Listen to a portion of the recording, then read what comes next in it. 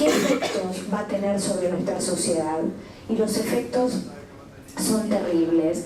Todavía no lo podemos apreciar y aparte como viene, con un discurso mentiroso, con un discurso que plantea una cosa pero cuando uno ve fuera del enunciado el contenido es totalmente otro, nos encontramos con una sociedad que apoya desde el corazón y que uno puede entender que si le dicen que el sistema judicial es un sistema perverso, nosotros lo vamos a apoyar desde el discurso. Cada uno de los que está acá en ningún momento manifestó que no haya que democratizar el Poder Judicial, que el Poder Judicial no necesite una reforma urgente. Los que están acá precisamente son los que padecen en carne propia y en la de sus compañeros y compañeras la persecución que los jueces hacen de los trabajadores. Pero los que estamos acá también sabemos que últimamente los proyectos que han ingresado y se han convertido en ley tienden a profundizar esa persecución. Y no es otra cosa la ley antiterrorista, no es otra cosa la ley de riesgos del trabajo, y no va a ser otra cosa el Código Civil, como se dijo acá, que también nos vino, como vienen estas leyes, sabiendo que hubo una presentación oficial, que la vimos por televisión, incluso diputados y senadores, y que buscábamos por internet el proyecto, que empezamos a trabajar, y algunos compañeros lo recuerdan, sobre proyectos que no sabíamos si eran los que iban a venir a la Cámara. Y así todo descubrimos que ese Código Civil, y lo hemos denunciado, esa reforma esconde realmente una cercenación de derechos, deslaborización y otras tantísimas cuestiones que son un retroceso en la democracia argentina. A 30 años que vamos a cumplir de democracia, nos encontramos con esta democracia formal que va por más democracia formal. Nosotros en esta audiencia hoy hemos intentado avanzar sobre una de las dos caras de la moneda, que es qué vienen estos proyectos y desatarlo y denunciarlo. La otra cara es qué proponemos, y en esa propuesta se ha trabajado en una cantidad de puntos que le vamos a hacer llegar a todos los que faltan a noticiarse, 21 puntos por una justicia democrática. Yo me voy a referir al proyecto de ley de medidas cautelares. Y hay un tema que lo planteamos cuando fue, que también los mismos legisladores nos convocaron, cuando fue lo de la reforma del Código Civil. Y una cosa que debemos hacer hincapié permanentemente: el Estado es empleador. El Estado tiene trabajadores. El Estado no solo mantiene relaciones comerciales, mantiene relaciones de ordenar la sociedad. El Estado es patrón. Y entre el patrón y el trabajador, nosotros creemos que la democracia debe favorecer al trabajador. Nos enseñaron, construimos el pensamiento democrático sobre la base de que la democracia debe servir a los más débiles. Y el más débil es el trabajador. 380.000 asalariados dependen del Estado Nacional.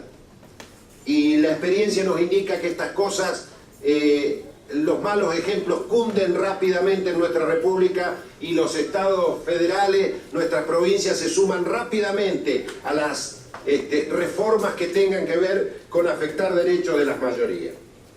Así que, si lo vemos desde ese punto de vista, el Estado es el empleador de más de 3 millones de asalariados en la república. ¿Sí? No es cualquier empleador, es el más grande de los empleadores.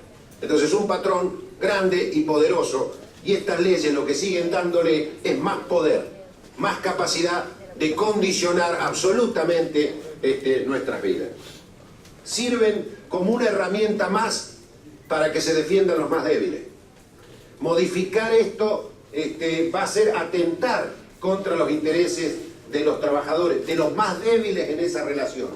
Una cosa es si el gobierno necesita medidas para enfrentar una transnacional, un grupo económico, si requiere medidas excepcionales.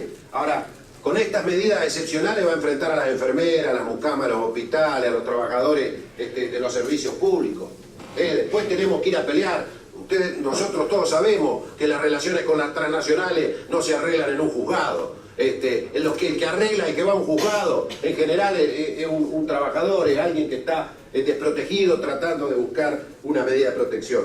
Nosotros le hemos acercado a cada uno de los legisladores y a las organizaciones presentes la posición más en detalle de la Asociación Trabajadores del Estado. Nosotros creemos que no debe haber reforma. Este proyecto debe ser rechazado en términos generales, ya que en el artículo primero no hace ni siquiera la más mínima diferencia en ese Estado. El Estado como una sola cosa, y el Estado no es una sola cosa. Para nosotros, el Estado es nuestro patrón. Y estas leyes lo que hacen es darle al patrón cada vez más poder y al trabajador debilitarlo cada día con su acción. ¿Es el Estado el paradigma del buen empleador como debiera ser la Argentina? No, es el paradigma del peor empleador, el pésimo empleador. Y en este sentido, lo vemos incluso en este proyecto cuando habla de la transparencia y la democratización para el ingreso al Poder Judicial, que estamos absolutamente de acuerdo, y que debiera ser extendido a todos los poderes del Estado, pero no hay participación de los trabajadores, ni siquiera como veedores a la hora de seleccionar a los postulantes para ingresar al Poder Judicial. ¿Qué garantías tenemos? Como pasa aquí en la justicia de la ciudad, que en algunos fueros existe el concurso.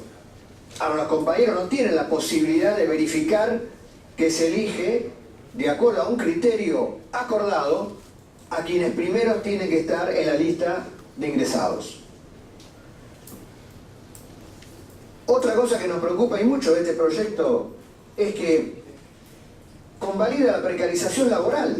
Habla con un desparpajo total de los trabajadores que van a ingresar a planta permanente o no. Claro, es un Estado que tiene no menos de la mitad de su planta precarizada, empezando por el Ministerio de Trabajo de la Nación. Entonces, ¿es un avance? ¿Nos tenemos que poner contentos? ¿Tenemos que aplaudir una medida que realmente atrasa en lo que tiene que ver con la relación laboral de los trabajadores y el Estado?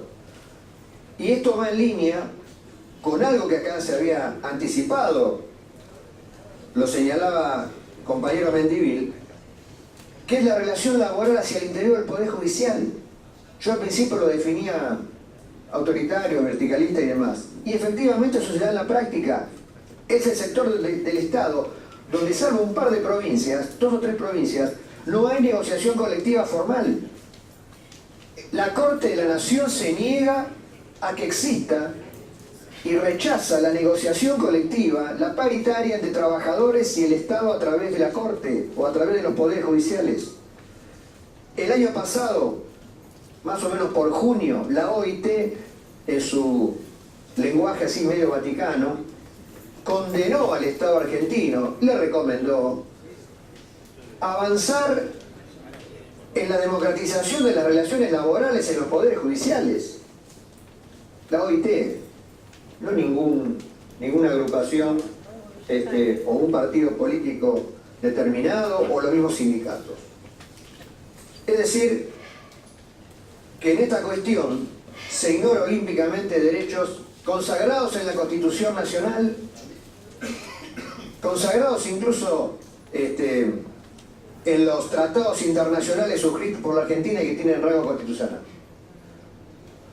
La otra cuestión tiene que ver lo que mencionaba con las cautelares, y en esto de si retroceden, por ejemplo en el caso del famoso artículo 17, está la intención original, que es esto lo tiramos, si pasa, pasa, y si no, bueno, vemos, porque es un poco así como funcionan muchas veces los proyectos legislativos que vienen del Ejecutivo. Y en esto tengamos claro algo, nosotros no hacemos una deferencia corporativa, de ninguna manera, porque nosotros trabajadores, e incluso los trabajadores de la justicia, denunciamos todas estas cuestiones, no por una cuestión, a ver cómo discutimos el salario, cómo discutimos las relaciones laborales, sino porque también nosotros en algún momento somos justiciables y somos castigados o somos perjudicados por una justicia que de justa tiene generalmente bastante poco.